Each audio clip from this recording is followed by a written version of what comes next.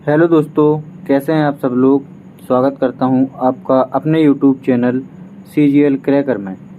और जैसा कि आप लोगों को पता होगा कि इस चैनल में हम लोग RPF कांस्टेबल के जो 2025 में एग्ज़ाम हुए हैं, ठीक है, उसकी जो है हम लोग क्या कर रहे हैं, मैथ के क्वेश्चंस को सॉल्व कर रहे हैं, ठीक, शिफ्ट वाइज से। आज उसी सीरीज का हमारी जो 5 मार्च है और उसकी जो दूसरी शिफ्ट हुई थी 5 मार्च की, दूसरी शिफ्ट के मैथ के सभी क्वेश्चंस हम लोग देखेंगे, ठीक।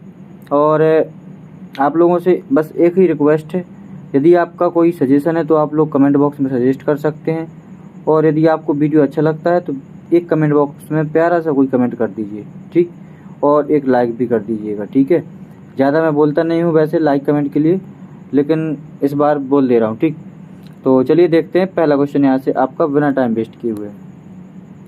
पहला क्वेश्चन सिंपली हमसे कह रहा है कि 10% वार्षिक दर पर साधारण ब्याज पर निवेश करने पर एक राशि 2 वर्ष में हो जाती है 2400 रुपये। समान राशि पर समान ब्याज दर पर 2 वर्ष का साधारण ब्याज ज्ञात करना है। हमें देखो मिश्रण दिया गया, हमें क्या निकालना है, साधारण ब्याज, ठीक है। देखिए इसको हम लोग कैसे सॉल्व करेंगे यहाँ पर कि ये 10% जो लिखा है इसको देखेंगे पहले। 10% की दर को हम लिख सकते हैं, 10% की जो फ्रैक्शन वैल्यू निकल के आएगी वो निकल के आएगी 1/10, ठीक है। अब जो नीचे लिखा रहता है, जैसे इसमें नीचे 10 लिखा है, इसको हम मानेंगे मूलधन। क्या मानेंगे? मूलधन।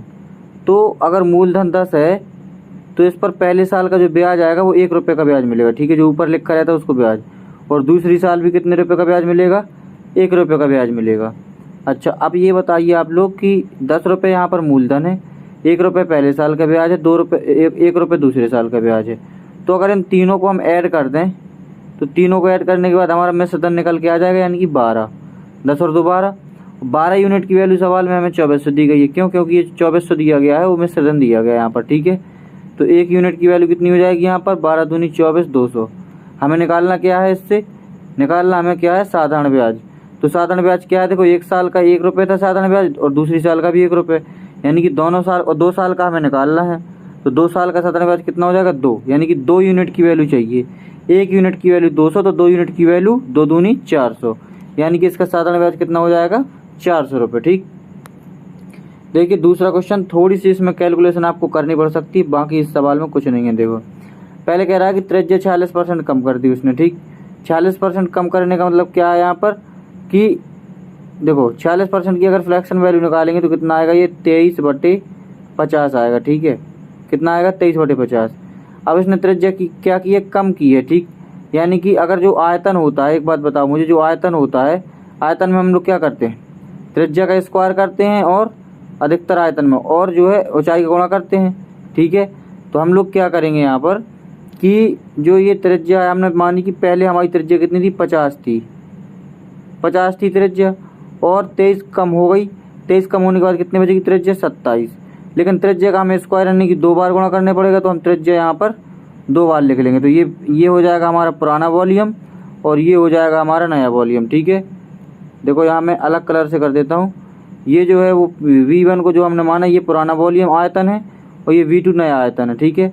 50 से 27 2 बार हो गया। अब ऊंचाई का क्या हो रहा है? ऊंचाई बढ़ रही है यहाँ पर 270%। ऊंचाई को मैं मानूंगा डायरेक्ट यहाँ से 100, तो 100 से ऊंचाई कितनी हो जाएगी? 270% बढ़ जाएगी, तो 370 हो जाएगी, ठीक है। अब देखो यहाँ से क्या करेंगे, सिंपली इसकी एक जीरो से यहाँ पर एक जीरो काट देंगे, ठीक है। अब हम लोग क्या करेंगे कि देखो आयतन में क्या किया जाता है, यहाँ पर मैंने बताया अभी कि R स्क्वायर और एच, यानी कि 2 बार R है, ये R है, ये R है और ये एच है, ठीक है। तो इन सब का गुणा कराएंगे तो आयतन निकल आएगा पुराना वाला। तो कितना हो जाएगा? 25 और 3 जीरो आ जाएंगे, 25,000 पुराना आयतन हो गया, ठीक है। 27 का गुणा 27 में करवाएंगे कितना आएगा? 729, 729 का करवाएंगे 37 में, तो ये आएगा 26,973, ठीक है। कितना आएगा? 26,973। ये आ गया हमारे पास नया आयतन। अब पूछ रहा है कि इसके आयतन में परिवर्तन कितना हुआ है, ठीक है। एक बात बताओ, 25,000 से 26,000 हो गया, पहले तो 1,000 ये बढ़ा और 973 और, यानी कि 1973 आयतन बढ़ गया। कितने में? 25,000 था पहले, ठीक है। तो परसेंटेज निकालना है तो हम क्या कर देंगे? 100 का गुणा करवा देंगे सिंपली, ठीक। अब देखो, अब यहाँ से देखो 2 जीरो से यहाँ पर 2 जीरो खत्म कर देंगे। अब नीचे बचा 250। अब 250 में अगर हम लगभग ये देखो, अगर इसको मैं क्या कर लूँ, 1973 है, लगभग 2000 के आसपास नहीं है ये, तो अगर मैं इसको लगभग 2000 के आसपास मान लूँ तो 25 से जब 2000 काटेंगे तो 8 बार में लगभग पूरा कट जाएगा। ठीक है, यानी कि कितना परसेंट बढ़ जाएगा आयतन, 8%। ठीक है, तो ये इसको हमें देखो निकटतम पूर्णांक तक निकालना था, तो मैंने 8% लगभग निकाल लिया। क्यों? क्योंकि देखो जो 1973 इसको मैंने मान लिया लगभग 2000 और 25 से तो 2000 8 बार में कटता है। ठीक है, 25 8 200 और 1 0 1 0 खत्म। ठीक, तो 8% यहाँ पर लगभग में इसका सही आंसर हो जाएगा। ठीक है, क्वेश्चन नंबर तीसरा देखते हैं कि 20% बढ़ोतरी के बाद एक डाइनिंग कपड़े की कीमत 1740 रुपये है, कपड़े की मूल कीमत क्या है? देखो 20% बढ़ोतरी का मतलब क्या है? 20% की फ्रैक्शन वैल्यू कितनी होती है? 20 × 1/5। यानी कि किसी कपड़े की अगर पुरानी कीमत जो है, किसी कपड़े की पुरानी कीमत अगर 5 रुपये थी तो अब नई कीमत कितनी हो गई? 1 रुपये बढ़ गई यहाँ पर। ठीक है, क्योंकि 20% की बढ़ोतरी हुई यानी कि 1 रुपये बढ़ गई, यानी कि 6 रुपये होगी नई कीमत। अब देखो यहाँ पर और डाइनिंग कपड़े की कीमत 1740 है, बढ़ने के बाद है ना ये, यानी कि ये जो नई कीमत है ये है 1740, यानी कि 6 यूनिट की वैल्यू कितनी है? 1740। तो यहाँ से अगर हम 1 यूनिट की वैल्यू निकालें तो कितनी आएगी बताओ? 1 यूनिट की वैल्यू आएगी 6 दूनी 12 और 5 6 4 और 6 नाम 54, 290 हो जाएगी 1 यूनिट की वैल्यू। ठीक है, हमें क्या चाहिए? कपड़े की मूल कीमत, मतलब 5 यूनिट की वैल्यू चाहिए। तो 5 यूनिट की वैल्यू चाहिए तो इसमें हम करवा देंगे 5 का गुणा, 0 9 5 45, 5 दूनी 10 और 4 14, यानी कि जो पुरानी कीमत है वो कितनी हो जाएगी? 1450 रुपये यहाँ पर निकल के आ जाएगी। ठीक है, चौथा क्वेश्चन हमारे सामने है कि एक दुकानदार किसी वस्तु पर उसके क्रय मूल्य से 25% अधिक अंकित मूल्य करता है, यदि वस्तु का क्रय मूल्य 500 है। देखो हमें वस्तु का CP जो है सवाल में 500 दिया गया है। ठीक है, अब उसके क्रय मूल्य से 25% अधिक अंकित करता है ये, यानी कि अगर CP 500 है तो MP कितना हो जाएगा? 500 का 25% अधिक, यानी कि 125/100 निकाल देंगे यहाँ से, 2 0 से 2 0 खत्म कर दें, कितना आ जाएगा ये? 25 पंचे 125, 5 एकम 5 1 625 हो जाएगा। ठीक है, कितना हो जाएगा ये? 625, यानी कि इसका अंकित मूल्य कितना हो गया? 625। तो हमें निकालना क्या था? तो अंकित मूल्य ज्ञात कीजिए। देखो सिंपली आ गया यहाँ से, इसका अंकित मूल्य कितना? 625। अब देखो पाँचवा सवाल कैसे करेंगे? एक समषट्भुज की भुजा, एक समषट्भुज की एक भुजा की लंबाई 4 सेंटीमीटर है, षट्भुज का क्षेत्रफल ज्ञात कीजिए। ठीक है, देखो षट्भुज है एक और समषट्भुज है, चलिए कोई बात नहीं। षट्भुज क्या होता है? जिसमें 6 भुजाएं होती हैं, समषट्भुज है। ठीक है, 2 2 4 और 2 6, इस तरीके का है ये। ठीक है, और इसकी 6 भुजाएं बराबर हैं क्योंकि सम है, सम का मतलब होता है 6 भुजाएं आपस में बराबर हों। ठीक, और भुजा की लंबाई कितनी है? 4 है, यहाँ पर कितनी है? 4 है भुजा की लंबाई। ठीक, तो अगर मैं यहाँ से इसको देखूँ, एक ऐसे और एक ऐसे, ठीक है, और यहाँ से एक ऐसे, तो इस तरीके के कुछ त्रिभुज यहाँ पर बन के आएंगे हमारे पास। ठीक है, अब देखो, अब मैं क्या करूँगा यहाँ पर √3, देखो समबाहु त्रिभुज का क्षेत्रफल होता है वो लगाते हैं √3/4 गुणा भुजा स्क्वायर। भुजा स्क्वायर का मतलब 4 का स्क्वायर 16। तो यहाँ से देखो 4 से इसको काट देंगे, 4 चौके 16, ये आ जाएगा 4 √3। अब 4 √3 आएगा एक त्रिभुज का क्षेत्रफल। कितने त्रिभुज का क्षेत्रफल? एक त्रिभुज का क्षेत्रफल। ठीक है, लेकिन इसमें बनेंगे कितने? देखो षट्भुज है, षट्भुज में 6, तो 6 का गुणा इसमें और करा देंगे। ठीक है, यानी कि 6 चौके 24√3 सेंटीमीटर स्क्वायर जो इसका क्या हो जाएगा? क्षेत्रफल हो जाएगा समषट्भुज का। ठीक, तो चलिए देखते हैं क्वेश्चन नंबर 6वां। यहाँ से वह सबसे बड़ी संख्या ज्ञात कीजिए जिसे 2987, 3755 और 4331 को विभाजित करने पर प्रत्येक स्थिति में क्या बचता है हमारे पास? शेषफल के रूप में 11 प्राप्त होता है। ठीक है, अगर हम इन ऑप्शन में से एक ऐसी संख्या ढूंढ लें कि इस संख्या से हम इन तीनों संख्याओं में भाग करें तो हर बार 11 शेषफल हमें क्या हो जाए? मिल जाए। ठीक, तो हम लोग क्या करेंगे? जब देखो 96 से इसमें अगर भाग देंगे तो 11 शेषफल बचना चाहिए, और अगर जो 11 शेषफल बच रहा है तो इसमें से अगर हम 11 माइनस कर दें जो अपना, तो यहाँ पर कितना बचेगा बताओ? 7 में से 1 जाएगा 6, 8 में से 1 जाएगा 7, 2976। यानी कि 2976 ऐसी संख्या होगी जो इन चारों ऑप्शन में से कोई एक जो ऑप्शन सही होगा उससे जो है काटी जाएगी। मतलब अगर देखो इसमें 96 सही है इसका, अगर तो 96 से अगर 2976 काटेंगे तो पूरी कटेगी। ठीक है, अब देखो ऐसे ही 3755 में से 11 घटाएंगे तो कितना आएगा? 3744 आ जाएगा ये। ठीक है, अब हम क्या करेंगे? 4331 में से 11 घटाएंगे तो कितना बचेगा? 4320 बचेगा यहाँ पर। अब देखो, अभी जो तीनों संख्याएं आई हैं हमारी निकल के, अब हम निकालेंगे इनका क्या? मासा। क्या निकालेंगे इनका? हम लोग मासा निकाल देंगे तीनों का, जो आएगा आंसर वही इसका सही आंसर हो जाएगा। ठीक है, तो 2976 और भाग करेंगे हम इसमें 3744 में। ठीक है, देखो मैं जो हम लोग बचपन में तरीका करते थे मासा निकालने का वही वाला यूज करता हूँ अभी। ठीक है, 2976 एक बार जाएगा यहाँ पर, कितना बचेगा ये बचेगा हमारा निकल के 14 में 6 जाएगा 8 और 13 में 7 जाएगा 6, 7 6 13 और 16 में से 9 जाएगा 9 7 16 और 2 में से 2 जाएगा कुछ नहीं। ये बचा हमारे पास 768। अब इसका हम भाग करते हैं काय में, जो भागफल होता है हमारा वो सॉरी जो भाजक होता है हमारा उसमें दोबारा से डिवाइड करेंगे। तो ये कितनी बार जाएगा अब यहाँ पर 7 3 21 लगभग 3 बार, 7 चौके 28 और 6 चौके 24 2 7 चौके 4 बार नहीं जाएगा 3 बार जाएगा लगभग। ठीक है, 8 3 24 हासिल 2 6 3 18 और 2 20 हासिल 2 7 3 21 और 2 24, कितना बचा 6 में से 4 गया 2, यहाँ पर 7 यहाँ पे 5, 572 बचा। ठीक, अब हम क्या करेंगे, अब जो 572 जो बचा शेष, अब हम इस 572 का भाग करेंगे किसमें 768 में, जो भाजक होता है हर बार शेष फल से उसमें भाग कर दिया जाता है। ये जाएगा 572 से एक बार में, यहाँ पर कितना बचा 8 में से 2 गया 6 और 16 में से 7 गया कितना 9 7 16 96 बचा। अब हम क्या करेंगे 96 का डिवाइड करेंगे हम किसमें 572 में। ठीक है, तो 96 भागे 572, तो ये कितनी बार जाएगा 9 5 45 9 6 54, 6 बार जाएगा लगभग, 6 बार नहीं जाएगा 9 512 था कि 572 572 था यहाँ पर। ठीक है, तो ये कितनी बार जाएगा देखो दोस्तों यहाँ पर लगभग 9 5 45 9 6 54 36 यहाँ 6 बार चला जाएगा। ठीक है, 6 6 36 और हासिल 3 9 6 54 और 3 57। ठीक, तो यहाँ से कितना आएगा हमारे पास 96 निकल के आएगा। ठीक है, अब देखो 96 का भाग हम इसमें भी करके देखेंगे तो लगभग आ जाएगा। ठीक, तो हम इसमें अब क्यों करके देखें, क्योंकि हमारे पास ऑप्शन मिल गया यहाँ पर सही ऑप्शन 96। ठीक, कुछ कैलकुलेशन मिस्टेक शायद हो गई थी यहाँ पर, चलिए कोई बात नहीं, लेकिन हमारा आंसर सही आ गया यहाँ पर। ठीक है, 7वां क्वेश्चन देखेंगे यहाँ से कि 280 मीटर लंबी एक ट्रेन 5 किलोमीटर पर आवर की चाल से चल रहे समान दिशा में एक व्यक्ति को 42 सेकंड में पार करती है। देखो 5 किलोमीटर पर आवर की चाल से एक व्यक्ति चल रहा है, ठीक है, और समान दिशा में चल रहा है। अब अगर एक ही दिशा में दोनों लोग चलते हैं, चाल हो मतलब व्यक्ति हो या ट्रेन हो, ठीक है, तो उनका क्या होता है कि स्पीड माइनस हो जाती है, घट जाती है। ठीक है, और अगर विपरीत दिशा में चलते हैं दोनों लोग तो चाल जुड़ती है। तो हमने मान लिया कि जो हमारी ट्रेन है ट्रेन की स्पीड कितनी है x है। अब जो एक ही दिशा में चल रहे हैं तो क्या होगा, चालें घट जाएंगी। ये हो जाएगा x - 5 दोनों की एक्चुअल चाल। तो इसमें हम करवाएंगे 5/18 गुणा, ताकि ये हो जाए मीटर पर सेकंड में चेंज। तो चाल बराबर क्या होता है, दूरी कितना है उसकी 280 मीटर, कितने सेकंड में पार करता है 42 सेकंड में। यहाँ पर 42 से भाग करवा देंगे। चाल बराबर क्या किया मैंने, दूरी ऊपर लिख दिया और समय नीचे लिख दिया। ठीक है, अब हम लोग क्या करेंगे, यहाँ से थोड़ी सी कैलकुलेशन कराएंगे। ठीक है, देखो 5 से अगर इसको मैं काटूँ तो 5 25 और 5 6 30, ठीक है, 56 बार में यहाँ पर डिवाइड हो जाएगा पूरा। और इसको मैं काटूँ कितने से, 6 से काटूँ तो 6 3 18 और 6 से काटूँगा 6 7 42, 7 से इसको काटूँगा 7 8 56, 8 बार में कट जाएगा, 8 3 24, यानी कि x - 5 बराबर कितना है 8 3 24।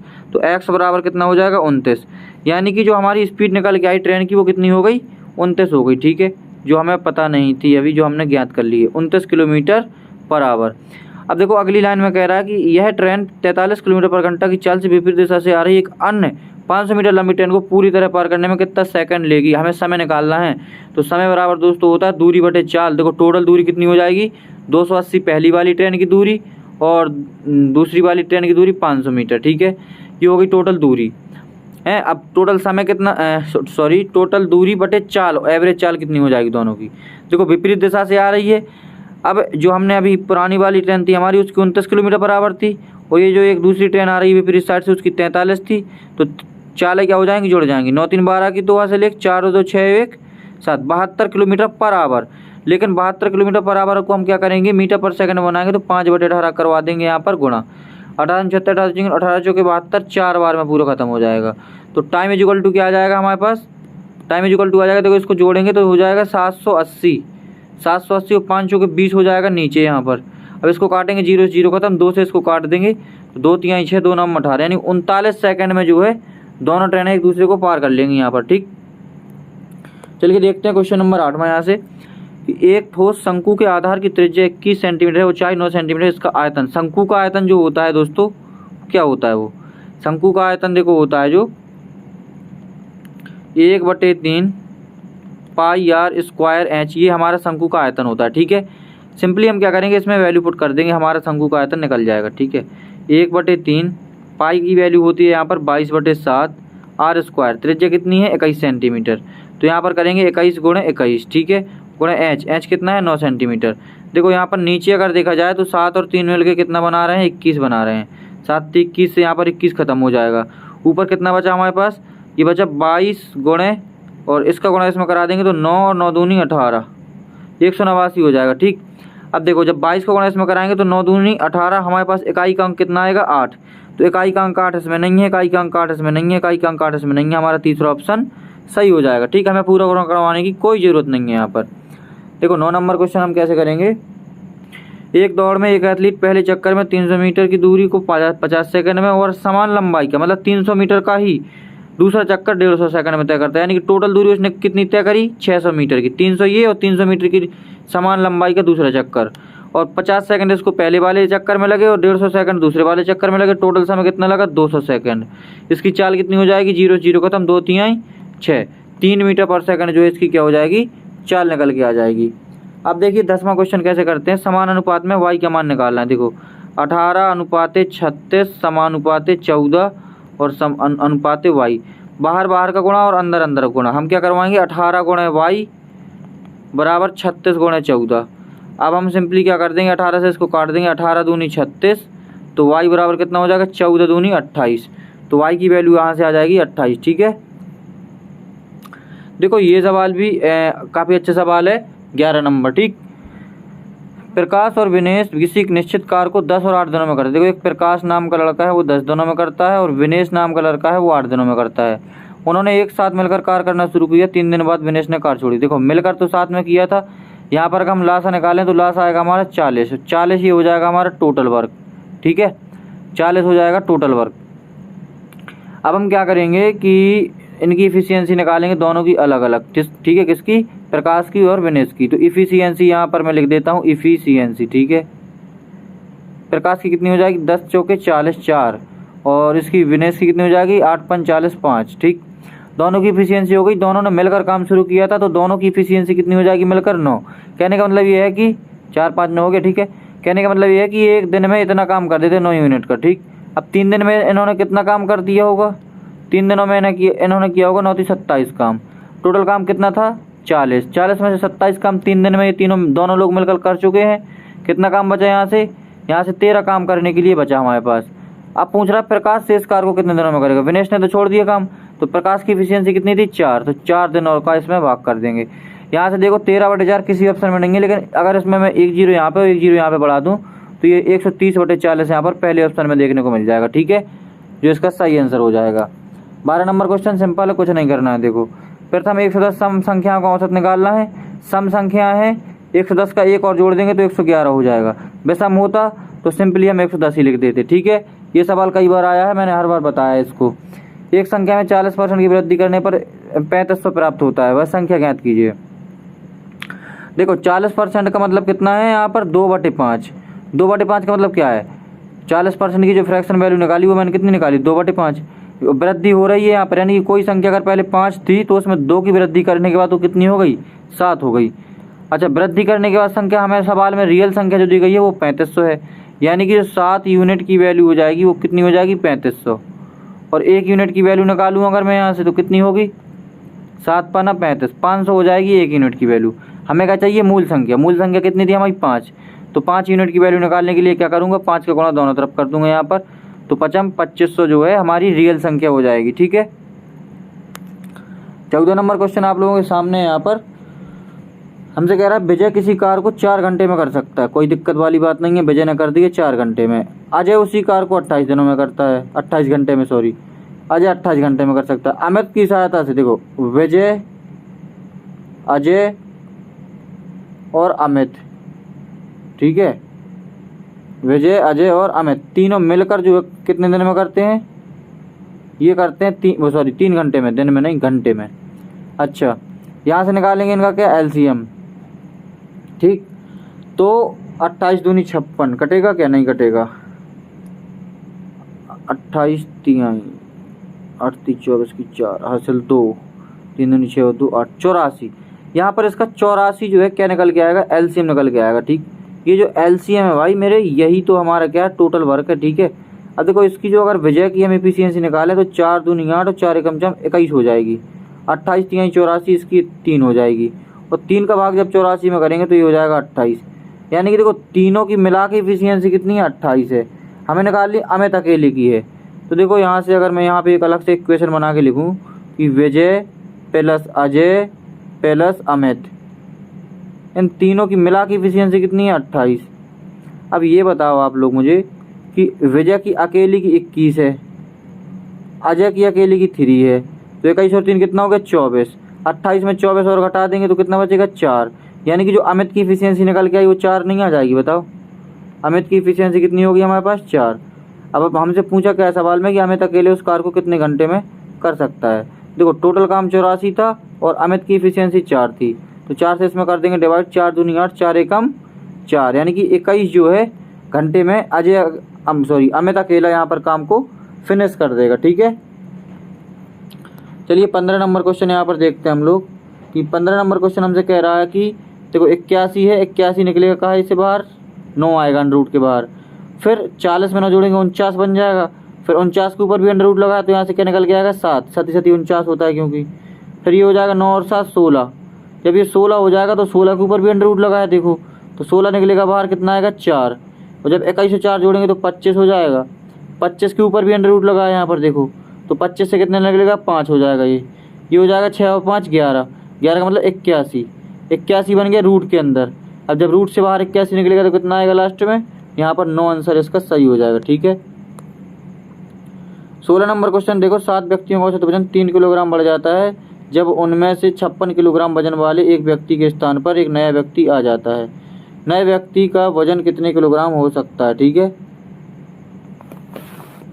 तो इसको हम कैसे करेंगे यहाँ पर कि देखो इसको एक बेसिक तरीका भी है, बेसिक तरीका बहुत ज़्यादा बड़ा हो जाता है। हम सिंपली क्या करेंगे, जो देखो औसत वजन कितना बड़ा, 3 किलोग्राम, व्यक्ति कितने थे, 21, यानी कि 7 व्यक्ति थे, औसत वजन बढ़ा 3 किलोग्राम, यानी कि अगर इनका योग निकालें तो कितना हो जाएगा, 21 किलोग्राम, यानी कि 21 किलोग्राम टोटल बढ़ा। और 56 किलोग्राम वजन वाले व्यक्ति के स्थान पर आया है, तो देखो 21 किलोग्राम बढ़ गया, तो 56 किलोग्राम तो था ही उसका वजन पहले से। ठीक है, क्या था यहाँ पर, 56 किलोग्राम तो पहले से ही था। ठीक, लेकिन 56 किलोग्राम वाला चला गया और 21 किलो और बढ़ गया उसमें, यानी कि 56 तो था पहले और 21 और बढ़ा, तो कितना बढ़ा टोटल, 6 1 7 5 2 7, यानी कि जो नया व्यक्ति आया होगा उसका वजन 77 किलोग्राम होगा। ठीक है, ये बिल्कुल इसकी बेसिक ट्रिक है। ब्याज 15% वार्षिक दर से वार्षिक रूप से संयोजित करने पर 24,000 रुपये की राशि 3 वर्ष बाद चक्रवृद्धि ब्याज ज्ञात करना है हमें। 24,000 रुपये की राशि है, 3 वर्ष बाद हमें क्या करना है, चक्रवृद्धि ब्याज यहाँ पर ज्ञात करना है।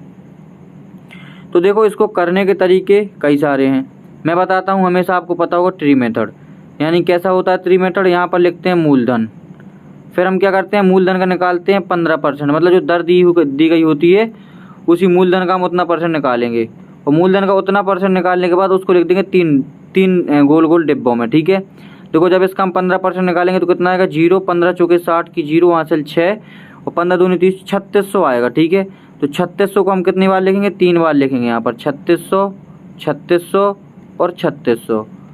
फिर हम क्या करेंगे कि 3600 का एक बार 15% फिर से निकालेंगे। ठीक है, 3600 का हम 15% यहाँ से निकालेंगे तो कितना आएगा, देखो 15 छक्का 90 हासिल 9, 15 × 45, 5 50 और 4 54, 540 आएगा। अब हम क्या करेंगे, 540 को भी 3 बार लिखेंगे। ठीक है, 3 साल के लिए निकालना है हमें चक्रवृद्धि ब्याज। ठीक है, 3 वर्ष के बाद, तो हमने 540 को भी क्या कर दिया, 3 बार लिख दिया। अब लास्ट स्टेप और बचा हमारे पास कि 540 का भी हम एक बार 15% निकाल देंगे, तो कितना आएगा, ये 15 × 75, 75 और 6 81, यहाँ पर आएगा हमारे पास 81।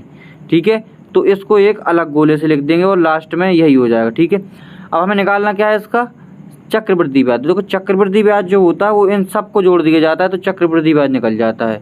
अगर हमें साधारण ब्याज निकालना होता तो हम सिंपली क्या करते, इन तीनों को जोड़ देते तो साधारण ब्याज निकल जाता। अगर हमसे वो साधारण ब्याज और चक्रवृद्धि ब्याज का अंतर पूछता, डिफरेंस, तो हम सिर्फ और सिर्फ इनको जोड़ते यहाँ पर जो मैंने येलो कलर से किए हैं। देखो एक बात समझना ध्यान से, जो येलो कलर से किए हैं ये है हमारा साधारण ब्याज और चक्रवृद्धि ब्याज का अंतर, और जो मैंने ये गुलाबी कलर से किया है ये है हमारा ओनली साधारण ब्याज, और जो ब्लैक कलर से पूरा बड़ा डब्बा बंद किया है ये है पूरा हमारा चक्रवृद्धि ब्याज। तो चक्रवृद्धि ब्याज निकालने के लिए 3600 को 3 बार जोड़ना पड़ेगा, तो कितना आएगा 0 0 6 3 18 3 3 9 1 10 180 मतलब 10,800 हो जाएगा इसकी वैल्यू। ठीक है, 540 को भी 3 बार जोड़ना पड़ेगा, 0 और 4 ती 12 की 2 हासिल 1 5 ती 15 1 16, ये 1620 हो जाएगा, और 81 यहाँ पर और जोड़ देंगे। टोटल कितना बना हमें बस 1 8 2 10 8 6 14 1 15 की 5 हासिल 1 और 1 1 2 12,501 रुपये जो है हमारा क्या निकल के आएगा यहाँ पर चक्रवृद्धि ब्याज हो जाएगा। ठीक है, अगर ये सवाल समझ में नहीं आया हो या ट्री मेथड आपको सीखना हो तो आप कमेंट कर देना एक बार। 8 संख्याओं का योगफल इतना है, औसत निकालना। औसत निकालने के लिए सिंपली क्या करेंगे कि जो 8 संख्याओं का योगफल है उसमें हम करवा देंगे 8 से भाग करवाएंगे तो 8 एकम 8 और 8 8 64, भाग न जाने की 0 बढ़ा लेंगे यहाँ पर। ठीक, तो 108 यहाँ पर इसका औसत हो जाएगा। 19 नंबर सवाल है कि एक बैंक एक खाते पर 12% वार्षिक ब्याज देता है। यदि ब्याज अर्धवार्षिक रूप से चक्रवृद्धि किया जाता है तो खाते पर एक वर्ष में ब्याज के रूप में मूलधन अधिक अर्जित होगा। देखो कितना अधिक अर्जित होगा हमें ये निकालना है। ठीक है, अच्छा एक वर्ष में कह रहा है हमसे, और अर्धवार्षिक रूप से चक्रवृद्धि ब्याज संयोजित किया जाता है। ठीक है, कोई दिक्कत वाली बात नहीं है यहाँ पर। ठीक, जब अर्धवार्षिक रूप से किया जा रहा है ये, तो सिंपल हम क्या करेंगे, देखो दर को हम कर देते हमेशा आता है, तो अर्धवार्षिक रूप से दर कितनी हो जाएगी 6% दर हो जाएगी। अब जब 6% दर हो जाएगी और 1 साल के लिए पूछा है तो हम सिंपली क्या करेंगे कि 6/100 जो दर होती है उसके बटे में 100 लिख के, सॉरी 6/100 नहीं 6/10 लिख के, और हम क्या करेंगे यहाँ पर इसका स्क्वायर कर देंगे। ठीक है, तो 6 का स्क्वायर करेंगे 36 और 10 का स्क्वायर कर देंगे 100। 36/100 का मतलब क्या हो जाएगा 0.36, यानी कि इतना जो है मूलधन के रूप में अधिक हमें यहाँ से प्राप्त हो जाएगा। ठीक है, तो चलिए देखते हैं यहाँ से 20 नंबर क्वेश्चन। 4 घंटियाँ हैं 4 घंटियाँ 5:30 AM पर एक साथ बजती हैं। उसके बजने के बाद वे क्रमशः 15 सेकंड 20 सेकंड 25 सेकंड और 30 सेकंड के अंतराल पर बजती हैं। 5:30 से लेकर 8:15 तक ये घंटियाँ कितनी बार बजेंगी। ठीक, हम निकालेंगे इनका एलसीएम 15 का 20 का और 25 का और 30 का। ठीक है, 15 का 20 का 25 का और 30 का, 30 दूनी 60 30 तिहाई 90 और 150 हो जाएगा इसका एलसीएम, नहीं 300 होगा इसका एलसीएम। कितना 300 सेकंड आ जाएगा एलसीएम। ठीक है, इन सब का जब एलसीएम निकालेंगे तो कितना आएगा 300 सेकंड। अब देखो 5:30 से 8:15 तक कितनी बार बजेंगी, इस समय कितना होगा ये तो निकालना पड़ेगा ना हमें। तो 5:30 पे बताओ, 5:30 से देखो 6:30 1 घंटा, 7:30 2 घंटे और 8:30 3 घंटे। लेकिन 8:30 तक नहीं जा रहा है, ये 8:15 तक जा रहा है, यानी कि 15 मिनट और कम कर देंगे, यानी कि 2 घंटे और 45 मिनट में हमें निकालना है कितने 2 घंटे 45 मिनट में वो कितनी बार बजेंगी। ठीक है, अच्छा 2 घंटे 45 मिनट का मतलब क्या है यहाँ पर, 2 घंटे 45 मिनट का मतलब है सेकंड में अगर इसको बोल देंगे 2 घंटे में देखो 2 गुणे 60 कर देंगे यहाँ पर तो 120 मिनट हो जाएंगे। अब 120 मिनट ये और 45 मिनट ये कितने होगा टोटल बताओ, 5 और 4 2 6 165 मिनट हो गए टोटल। अच्छा टोटल हो गए 165 मिनट, लेकिन हमें क्या ज्ञात करना है सेकंड में, क्योंकि हमने जो एलसीएम निकाला वो सेकंड में था, तो सेकंड में ज्ञात करने के लिए मिनट को हम 60 का कर देंगे गुणा, यानी कि इतने सेकंड में कितनी बार बजेगी। देखो 300 सेकंड में एक बार बजती है, तो इतने सेकंड में कितनी बार बजेगी 300 का इसमें क्या कर देंगे भाग कर देंगे, 0 से 0 खत्म, 6 से काट देंगे 6 पंचे 30, 5 से इसको काटेंगे 5 × 15 5 × 15 और 5 चौके 20, 134 बार जो है, अरे गलत कर दिया यहाँ पर, 5 × 15 और 5 × 25, 5 × 15 5 × 15 33 आएगा, यानी कि 33 बार बजेंगी। लेकिन ठीक है, लेकिन 5:30 पर भी एक बार पुनः मतलब 5:30 पर वो शुरू ही में बज चुकी थी ना एक बार, तो 33 ये हो गया और एक बार शुरुआत में बज चुकी थी, यानी कि टोटल कितनी बार बजेंगी वो 34 बार बजेंगी। इस सवाल में लड़के यही गलती करते हैं कि एक नहीं जोड़ते हैं। एक कब नहीं जोड़ते हैं, क्योंकि 5:30 में तो जो है वो एक बार बज चुकी है ना पहले, तो उसको भी ऐड करना पड़ेगा। टोटल पूछा उसने 5:30 से 8:15 तक कितनी बार बजेंगी। ठीक है, उम्मीद करता हूँ समझ में आ गया होगा सवाल। क्वेश्चन नंबर यहाँ से हम देखेंगे 21, फेवरेट क्वेश्चन है आरपीएफ वालों का इस बार का। 5 संख्याओं का योगफल इतना है, 2 संख्याओं का इतना है, तो 2 संख्याओं का योग कितना हो जाएगा 7 दूनी 14 की 4, 7 दूनी 14 और 1 15, और तीसरी संख्या 134 है, तीसरी संख्या इसमें हम जोड़ देंगे कितना हो जाएगा 4 4 8 5 3 8 और 2 288, और 5 संख्याओं का जो योगफल है वो है 655। इससे मैं 3 संख्याओं का योगफल घटा दूंगा तो मेरे पास दो संख्याओं का योगफल बचेगा। 15 में से 8 जाएगा 7 और 14 में से 8 जाएगा 6 और 5 में से 2 जाएगा 3। 367 हमारे पास निकल के आया दो संख्याओं का योगफल। हमें निकालना क्या है, औसत, तो 2 का करवा देंगे इसमें भाग। 18 दूनी 36 और 2 तिहाई 6, 2 पंच 10। 183.5 जो है, जो शेष दो संख्याएं बची थी उनका हमारा औसत निकल के आ जाएगा। ठीक है, यहाँ से देखो 22 नंबर क्वेश्चन हम लोग कैसे करेंगे। एक व्यक्ति ने 20 डाइनिंग टेबल 5,39,000 में बेची। 20 डाइनिंग टेबल इतने में बेची, जिससे उसे 5 डाइनिंग टेबल के क्रय मूल्य के बराबर लाभ प्राप्त हुआ। प्रत्येक डाइनिंग टेबल का मूल्य ज्ञात कीजिए। मतलब एक डाइनिंग टेबल का हमें क्या निकालना, क्रय मूल्य ज्ञात करना है। देखिए यहाँ से जो है मैं एक यूनिट में इसको मान के करूँगा। ठीक है, जैसे एक ये पूछ रहा हमसे प्रत्येक डाइनिंग टेबल का क्रय मूल्य ज्ञात कीजिए, तो हमने माना कि एक डाइनिंग टेबल का जो सीपी है, एक डाइनिंग टेबल का सीपी 1 रुपये है। ठीक है, अब उसको जो है लाभ कितना हो रहा है, 5 टेबल के क्रय मूल्य के बराबर हो रहा है लाभ। तो 5 का सीपी 5 रुपये हो जाएगा। मतलब एक टेबल का सीपी 1 रुपये माना मैंने जब, तो 5 का सीपी 5 रुपये हो जाएगा। यानी कि जो लाभ होगा वो हमारा कितना हो जाएगा, 5 रुपये। इतनी बात समझ में आई होगी आपको। ठीक है, अच्छा, उसने टोटल डाइनिंग टेबल बेचे कितने हैं, 20। तो अगर मैं यहाँ से 20 का सीपी निकालूं तो 20 का सीपी 20 रुपये हो जाएगा।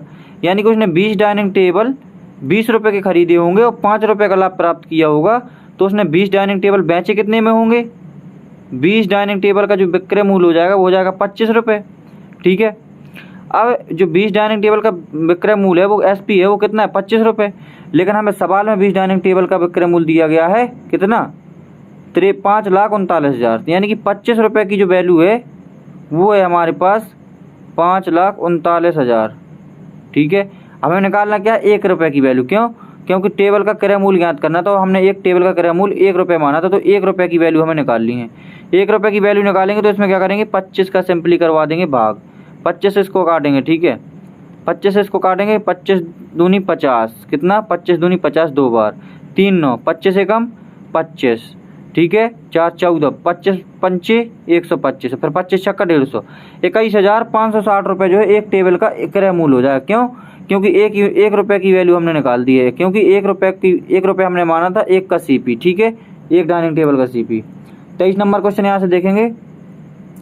देखो 6/10 का मतलब क्या है, यहाँ पर 0.6 लिखा है ये। ठीक, माइनस ब्रैकेट के अंदर को सॉल्व करेंगे पहले। देखो ये ऑफ है तो यहाँ पर गुणा लगा देंगे। ठीक है, जब इसको हम काटेंगे यहाँ से 3 से काटेंगे, 3 दूनी 6, यानी कि 0.2 आ जाएगा।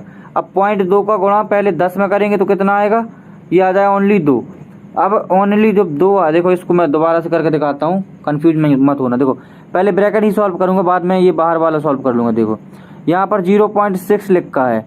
अब इसको जो है क्या करेंगे, पहले सॉल्व करेंगे। तो देखो जब 6 का गुणा हम 10 में करेंगे 0.6 का, तो सिर्फ और सिर्फ 6 निकल के आएगा। यानी कि यहाँ पर कितना, 6/3 हो गया। ये 6/3 का मतलब 3 दूनी 6, 2। यानी कि इतने को सॉल्व करने के बाद कितना मिला हमें, 2 मिल गया। यानी कि 0.6 भागे 2 प्लस 7 और माइनस लगा देंगे। और इसको देखो सॉल्व करेंगे, 5 दूनी 10, यहाँ से 2 आ जाएगा। ठीक, और यहाँ माइनस 0.3 ये है, और यहाँ पे माइनस के 0.6 पहले से था। ठीक, अब देखो जब इसमें इसको भाग करेंगे तो ये आएगा 0.3, 2 तिहाई 6 प्लस 7 में से 2 जाएगा, कितना बचेगा यहाँ पर 5। ठीक है, ये ब्रैकेट के अंदर है और यहाँ पर ये 0.6 माइनस का है। ठीक है, और यहाँ पर माइनस के 0.3 भी है। अब देखो आगे सॉल्व कैसे करेंगे इसको। अब देखो 0.6 है जो, अब देखो इनको जोड़ेंगे जब 0.3 को और 5 को, तो ये हो जाएगा 5.3 हो गया ये यहाँ से। और ये जब माइनस का हो जाएगा, क्यों, क्योंकि इसके बाहर देखो यहाँ पर माइनस लगा था, और ये माइनस का 0.3 भी है यहाँ से। तो 0.6 माइनस, अब देखो ये दोनों माइनस के हैं तो इन दोनों को जोड़ेंगे तो ये हो जाएगा 5.6। अब देखो ये जब 0.6 में से 5.6 जाएगा तो हमारा ओनली 5 बचेगा, लेकिन माइनस का 5 बचेगा। क्यों, क्योंकि माइनस की संख्या यहाँ पर बड़ी है। तो इसका सही आंसर हो जाएगा माइनस के 5। ठीक है, क्वेश्चन नंबर यहाँ से 24 देखते हैं हम लोग। एक कक्षा में 12 विद्यार्थियों के एक समूह द्वारा विज्ञान की परीक्षा में प्राप्त औसत अंक 70 हैं।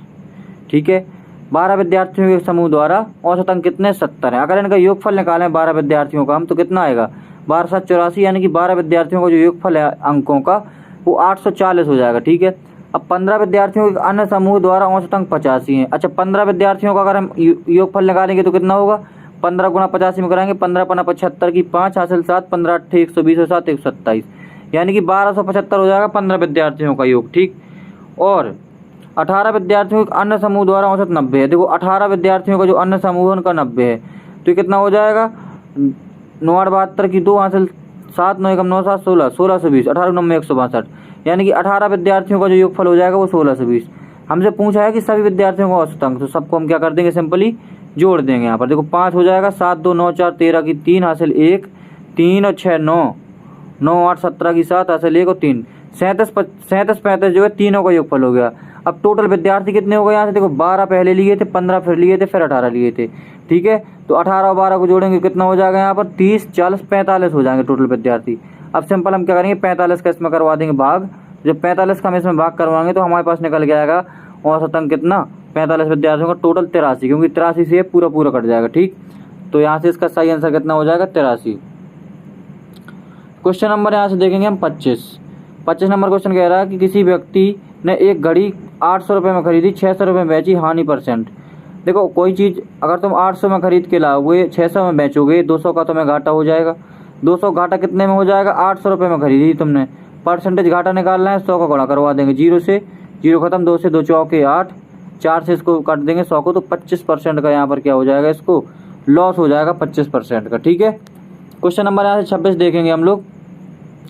80 किलोमीटर पर आवर की चाल से चलने वाली एक बस 14 घंटे में एक यात्रा पूरी करती है, 20 घंटे में। देखो नॉर्मल है, 80 किलोमीटर की चाल से 14 घंटे में इतनी दूरी तय करी कि दूरी बराबर क्या होता है, चाल गुणा समय।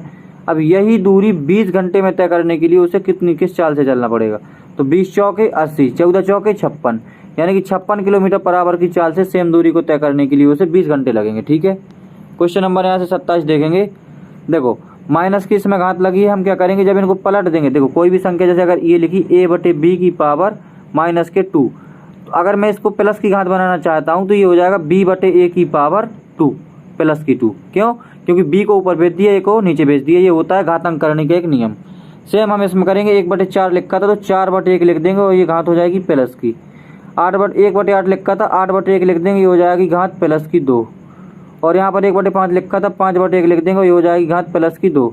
4 का स्क्वायर होता है 16, 8 का स्क्वायर होता है 64 और 5 का स्क्वायर होता है 25। तीनों को सिंपली ऐड कर देंगे, 15 की 5 और 10 की 10, यानी कि 105 यहाँ इसका जो है सही आंसर हो जाएगा। ठीक है, हम लोग क्वेश्चन नंबर यहाँ से 28 देखेंगे कि 351 रुपये की राशि को 3 व्यक्तियों के बीच में 4 11 13 के अनुपात में वितरित किए जाना है। वितरित में सबसे बड़े सबसे छोटे हिस्से का अंतर, देखो 4 11 3 के अनुपात में डिवाइड करना है, तो 11 और 3 14 और 4 18, यानी कि जो 18 यूनिट की वैल्यू है वो कितनी है हमारे पास 351। तो अगर मैं 1 यूनिट की वैल्यू निकालूँ यहाँ से तो 351/18 हो जाएगी। ठीक है, लेकिन हमें ज्ञात क्या करना है, सबसे बड़े और सबसे छोटे हिस्से का अंतर। तो सबसे बड़ा 11 है, सबसे छोटा 3 है, इन दोनों का अंतर कितना है 8, यानी कि हमें 8 यूनिट की वैल्यू निकालनी है। तो 8 का इसमें सिंपली क्या करवा देंगे, गुणा करवा देंगे। इसको हम 2 से काटेंगे, 2 चौके 8, 2 से काटेंगे 2 नाम 18, 9 से इसको काट देंगे हम, 9 से काटेंगे 9 9 30 27 और 9 9 81। ठीक है, 39 हो जाएगा। तो हमारा सही आंसर जो आएगा 9 चौके 36 की 6, 4 3 12 3 15, यानी कि 156 जो है सबसे छोटे और सबसे बड़े हिस्से का अंतर हो जाएगा।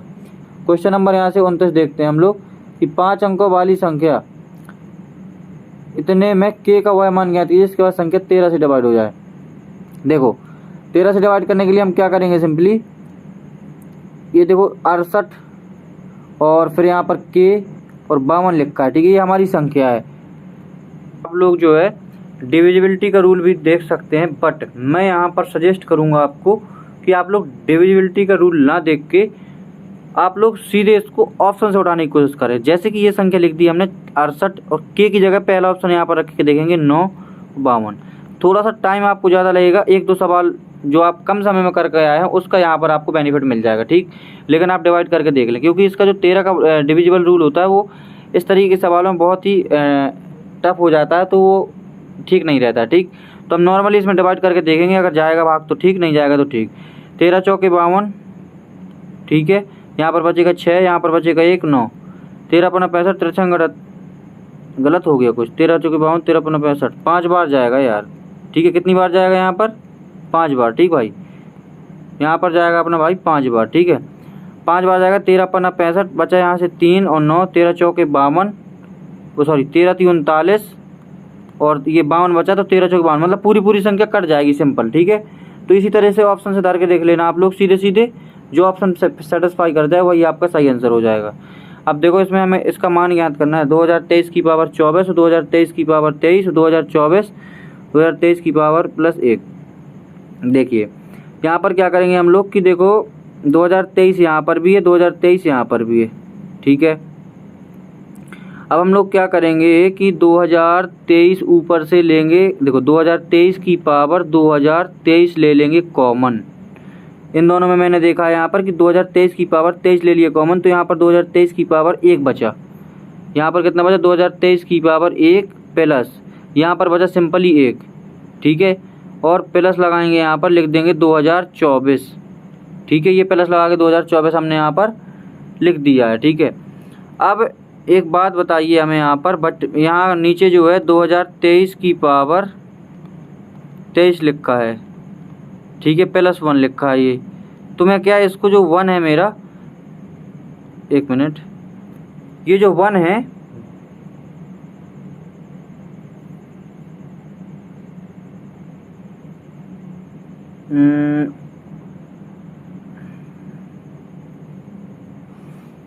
देखो दोस्तों 30 नंबर क्वेश्चन आप लोग स्वयं करके देखना, और ना बने तो आप लोग बता देना। देखो अभी जो है क्या है कि इस सवाल का सॉल्यूशन मैं अच्छे से नहीं कर पा रहा हूँ, और इसको जो है मैं आपको देख के बताऊंगा। क्या फ़ायदा मैं आपको फालतू का गलत सॉल्यूशन करा दूँ, इससे कुछ फ़ायदा नहीं है। ठीक है, तो अभी आप लोग कोशिश करना, अगर आप लोग भी कर लें तो आप लोग कमेंट बॉक्स में बता देना।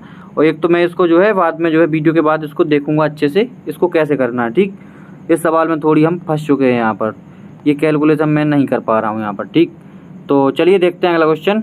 इस सवाल के लिए सॉरी दोस्तों, देखो नया चैनल किया है स्टार्ट, तो थोड़ी बहुत प्रॉब्लम्स आ जाती हैं। कभी कभी कोई एक सवाल ऐसा आ जाता है कि उसमें जो है हम लोग थोड़ी फंस जाते हैं। देखो आर्यभट्ट तो है नहीं हम लोग, लेकिन हाँ कोशिश करते हैं कि सही सॉल्यूशन करवाया जाए। ठीक है, और यहाँ पर जो है इसका मैं सही सॉल्यूशन आपको प्रोवाइड कराऊंगा। अभी मुझे नहीं आ रहा है इसका सही सॉल्यूशन, इसका वीडियो अलग से बना दूंगा। ठीक है, चलिए देखते हैं यहाँ से 31 नंबर क्वेश्चन कि 2 इनलेट पाइप ए और बी एक टंकी को क्रमशः 30 मिनट और 36 मिनट में भर सकते हैं। प्रारंभ में केवल ए को 10 मिनट के लिए खोला जाता है, 10 मिनट के बाद ए को बंद कर दिया जाता है और बी को खोल दिया जाता है। इनलेट पाइप बी टंकी के शेष भाग को कितने घंटे में भर, देखो ए है एक पाइप यहाँ पर और बी है। ठीक है, ये इनलेट हैं दोनों, इनलेट मतलब अंदर भरने वाले। ए भरता है 30 मिनट में, ये बी भरता है 36 मिनट में। अच्छा, यहाँ से अगर मैं लासा लूँ तो 6 पंचे 30, 6 6 36, 6 6 और आ जाएगा, और 6 6 6 पंचे 30, 180 आएगा यहाँ पर लासा। ठीक है, कितना आएगा, 180 आएगा, 6 पंचे 30, 76 कटा, हाँ 180 आएगा। ठीक है, 180 यहाँ से लासा आ जाएगा, टोटल वर्क हो जाएगा ये। ठीक है, अब इसकी अगर एफिशिएंसी निकालें तो 6 आ जाएगी, इसकी एफिशिएंसी निकालें तो 5 आ जाएगी। ठीक, अच्छा अब हमसे सवाल में क्या कह रहा है, प्रारंभ में केवल ए को 10 मिनट के लिए खोला जाता है। तो जब ए खोलेगा 10 मिनट के लिए, तो 10 मिनट, देखो ये जो है 1 मिनट में भरता है 6 यूनिट, तो 10 मिनट भरेगा 6, 10 गुणा 6 यानी कि 60 यूनिट। ठीक है, अब ये 60 यूनिट भर चुका, तो काम अभी टंकी भरना कितना बाकी है, 120 यूनिट। ठीक है, 10 मिनट के बाद ए को बंद कर दिया गया, बी को खोल दिया गया। अब जब बी को खोला जाएगा तो बी की क्षमता कितनी है 1 मिनट में भरने की, 5, भरना कितना है उसको 120, तो कितना टाइम लगेगा उसको, 5 दूनी 10, 5 चौके 20, यानी कि 24 मिनट में जो है शेष जो है पाइप टंकी को बी द्वारा भर दिया जाएगा। ठीक है, यहाँ से देखेंगे 32 नंबर क्वेश्चन। 50-50 की खरीदारी पर 2 प्रकार की स्कीम उपलब्ध है, जहाँ पहली स्कीम 20% की छूट की जाती है, दूसरी स्कीम 15-5 की 2 क्रमिक छूट की। दोनों स्कीम में की राशियों का अंतर ज्ञात की। देखो पहले तो 15 और 5 की जो अलग अलग छूटें हैं, इनको मैं अलग इकट्ठी छूट बना लेता हूँ, तो कितना आएगा मेरे पास, देखो 15 + 5 20, 20 माइनस 15 × 75.75, इसमें से घटा देंगे तो ये आएगा 19.25। अच्छा 19.25 ये है और 20% ये है, तो अगर इन दोनों का मैं देखूं तो कितना डिफरेंस है, एक मिनट दोबारा समझने की कोशिश करना। ये जो 15% और 5% की जो 2 अलग अलग छूटें हैं, इसकी मैं एकल छूट बनाया मैंने, कितना बना था मेरे पास 19.25। अब एकल छूट 19.25 ये है, और एक छूट ये है 20%। अब इन दोनों छूटों का हमें अंतर निकालना है, तो अंतर निकालना है तो इनका अंतर कितना है, कितने परसेंट है, 20 में से जब 19.25% घटाएंगे तो ये आएगा मेरे पास 0.75%, यानी कि 0.75% की वैल्यू हमें निकालनी है। तो देखो हम क्या करेंगे, सिंपली 50-50 का जो 50-50 दिया गया है इसका जो हम निकालेंगे 0.75%। तो परसेंट हटाएंगे यहाँ से 100 आ जाएगा नीचे, ठीक है, दशमलव हटाएंगे और यहाँ पर 2 जीरो और बढ़ जाएंगे नीचे, ठीक है, दशमलव हटाने के बाद 2 जीरो और बढ़ जाएंगे। अब देखो 25 से इसको काटेंगे, 25 3 75 और 25 से इसको काटेंगे 25 चौके 100, यहाँ पर 1 जीरो से 1 जीरो खत्म कर देंगे, 5 से काटेंगे 5 दूनी 10, 5 से काटेंगे 5 एकम 5 जीरो, 5 एकम 5, ठीक है। अब देखो कुछ कटने लायक नहीं है, ऊपर आ जाएगा 303 और नीचे आ जाएगा 4 दूनी 8। अब हम इसको काटेंगे 8 3 24, ठीक है। तो शुरुआत में 3 आ रहा है लगभग, तो 3 देखो इसी भर में है, तो पूरा भाग हम नहीं देंगे यहाँ पर, ठीक है। तो ये था हमारा 32 नंबर क्वेश्चन। अब 33 नंबर क्वेश्चन देखते हैं। एक व्यक्ति एक यात्रा 9 घंटे में पूरी कर सकता है। वह यात्रा का पहला 1/3 भाग 35 किलोमीटर पर आवर की चाल से और शेष दूरी 28 किलोमीटर पर आवर की चाल से उसकी यात्रा की कुल औसत दूरी ज्ञात कीजिए। हमें जो है क्या करना है, टोटल दूरी निकालना है, ठीक। अच्छा, पहला 1/3 भाग करता है वो कितने की चाल से, 35 किलोमीटर पर घंटा की चाल से। अगर मैं टोटल दूरी 3x मान लूँ तो इसका 1/3 कितना हो जाएगा, x। इतनी दूरी चलता है 35 की चाल से, समय कितना लगा उसको, समय बराबर क्या होता है, दूरी कितनी है x किलोमीटर और बटे में चाल कितनी है 35 किलोमीटर पर आवर। बची कितनी है हमारे पास यहाँ दूरी 2x दूरी बची है। तो 2x दूरी जो बची है वो कितने की चाल से चल रहा है, वो शेष दूरी चल रहा है ये 28 किलोमीटर पर आवर की चाल से, यानी कि दूरी बटे चाल लिख देंगे यहाँ पर, ये समय आ जाएगा। और 9 घंटे में पूरी यात्रा करता है वो, यानी कि अगर ये दोनों समय को जोड़ दिया जाए तो टोटल टाइम कितना हो जाएगा, 9 घंटे। बस यहाँ से हम इसको सॉल्व कर लेंगे और हमारा आंसर आ जाएगा, ठीक है। देखो इनका जब एलसीएम लेंगे तो 7 चौके 28 और 7 पन्ना 35, इतना हमारा एलसीएम आएगा, ठीक है। 7 पन्ना 35, 4x बचेगा ये प्लस, यहाँ से इसको काटेंगे तो 7 चौके 28, 5 दूनी 10x हो जाएगा, ये बराबर में 9। तो 10 और 4 14x बटे 5 चौके 20, 7 गुणे 20 बराबर 9। देखो मैं पूरी कैलकुलेशन इसलिए नहीं कर रहा हूँ अभी यहाँ पर कि अभी ये कट जाएगा। 7 से इसको काटेंगे 7 दूनी 14, 2 से इसको काटेंगे कितना हो जाएगा, 10 आ जाएगा, ठीक है। नीचे 10 बचा, 10 का गुणा 9 में करवाएंगे 90, यानी कि x की वैल्यू कितनी आ गई हमारे पास, 90 आ गई। लेकिन हमें निकालना क्या, कुल दूरी कितनी मानी थी 3x, तो 3x की वैल्यू कितनी हो जाएगी, 3 गुणे 90 मतलब 3 गुणे 90 यानी कि 270 हो जाएगी, ठीक। तो चलिए यहाँ से देखते हैं 34 नंबर क्वेश्चन और इस वीडियो का सेकंड लास्ट क्वेश्चन। एक संख्या में 17% की वृद्धि से प्राप्त संख्या तथा उसी संख्या में 18% की कमी से प्राप्त संख्या के बीच का अंतर 28 है। यानी कि अगर 17% की वृद्धि कर दी जाए और 18% की कमी कर दी जाए तो इन दोनों का जो अंतर होगा वो 28 है। सिंपली हम क्या करेंगे, 17 और 18 को जोड़ देंगे, यानी कि 17 और 18 को जोड़ेंगे कितना हो जाएगा, 8 7 15 और 35% की जो वैल्यू दी गई है सवाल में वो 28 है। 35% की वैल्यू 28 है, हमें निकाल ली 100% की वैल्यू है, तो 100% की वैल्यू हो जाएगी 28 बटे 35 मल्टीप्लाई 100। काटेंगे इसको कितने से, 7 से, 7 पन्ना 35, 7 चौके 28, 5 से इसको काट देंगे 5 दूनी 10, कितना हो जाएगा 20 चौके 80, यानी कि जो 100% की वैल्यू कितनी हो जाएगी हमारे पास 80। हमारी रियल संख्या निकल के आएगी यहाँ पर 80। इस वीडियो का लास्ट क्वेश्चन, 9 में से 5 जाएगा कितना बचेगा, 4 का गुणा 3 में करेंगे 4 3 12, 17 में 12 जाएगा कितना बचेगा 5 और 5 का गुणा 2 में करेंगे तो कितना आएगा 5 दूनी 10। तो ये थे आज की वीडियो के हमारे टोटल 35 क्वेश्चन। यदि आपको वीडियो थोड़ी सा भी अच्छा लगा है तो वीडियो को लाइक जरूर कर देना और चैनल को सब्सक्राइब करके नोटिफिकेशन बेल को ऑन कर लेना, ठीक है, ताकि मेरे आने वाली वीडियोज़ का नोटिफिकेशन आप तक पहुँच जाया करे। और इस चैनल में आपको जो है बहुत अच्छा कंटेंट प्रोवाइड किया जाएगा। अभी जो है ये आरपीएफ की सीरीज़ चल रही है, इसके बाद हम लोग चलाएंगे एएलपी की सीरीज़, फिर इसके बाद चलाएंगे हम टेक्नीशियन की सीरीज़, फिर सीजीएल सीएचएसएल एमटीएस सब जितने भी एग्जाम हुए हैं सबके प्रीवियस ईयर यहाँ पर आपको सॉल्व करवा जाएंगे। तो आप लोग सब्सक्राइब करके रखना, ठीक है, नहीं तो बाद में आप लोग ढूंढते फिरोगे चैनल कहाँ गया है। तो बस खुश रहिएगा और मिलते हैं अगले वीडियो में, तब तक के लिए जय हिंद, वंदे मातरम।